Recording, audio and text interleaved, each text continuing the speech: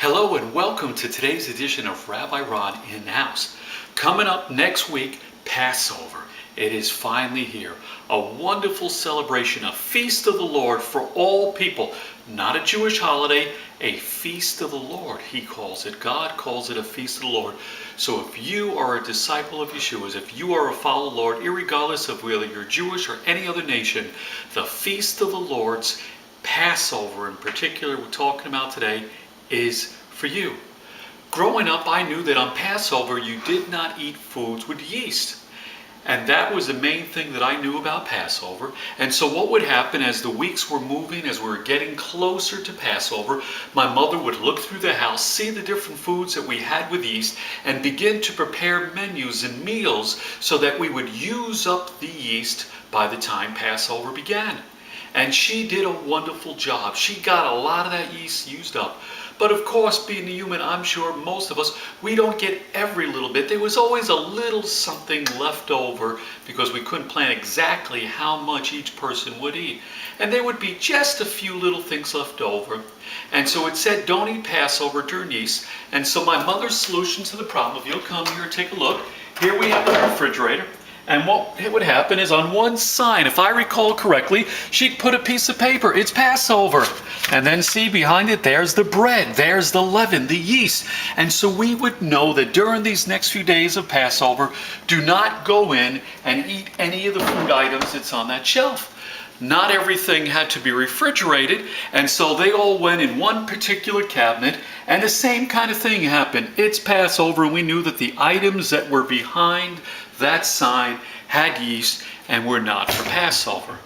But as I remember what happened as my sister and I got older, my mother still put the food items on the shelf in the cabinet and in the shelf in the refrigerator, but she figured we're old enough now, she didn't need to put the sign up there and just would say, hey, you know it's Passover, don't eat the foods here, they have yeast.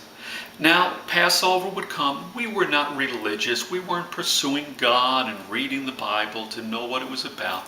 On the weekend during Passover, I'd be up till 1, 2 in the morning watching TV. Around 11, 12 o'clock, I'd get hungry and say, boy, I could use a nice little snack. Probably one of those commercials just got me thinking, got me going. And every year, I tell you, this happened once. I go to the refrigerator, I'm hungry, it's 11 p.m., midnight. I just see something there, sit down and grab it, a cupcake that was left over. I grab a glass of milk, I sit down at the table, I start eating my cupcake milk, totally innocent. I wasn't trying to be rebellious and disrespectful and disobedient to the word, but I just totally forgot because I wasn't religious. I'd be eating my cupcake, drinking my milk, and then all of a sudden, what would happen is I would just catch the box of matzah sitting on the counter. My eye would catch it, and I'd say, oh no, it's Passover. Here I am eating this cupcake. I blew it again. And it happened, I'd say every year, once or twice, I made a mistake. Innocent little mistake, but didn't do what the scripture said. Well, eventually I came to faith in Messiah, and I found out that the Bible in Exodus 12, it not only says do not eat yeast, it also says remove all yeast out of your homes.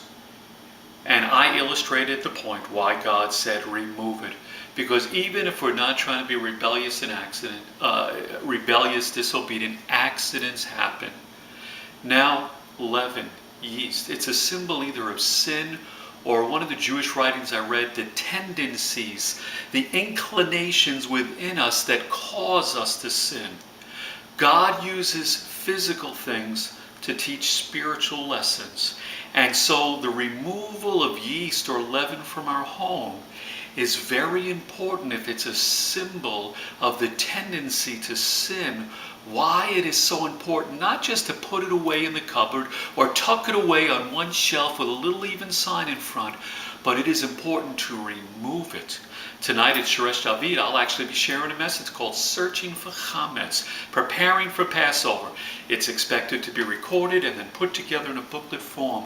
It is a great teaching telling us why it's important. If leaven is those tendencies to sin, it's not good enough to just tuck them aside, those things in the cabinet, but we need to remove them, evict them, oust them out of our lives.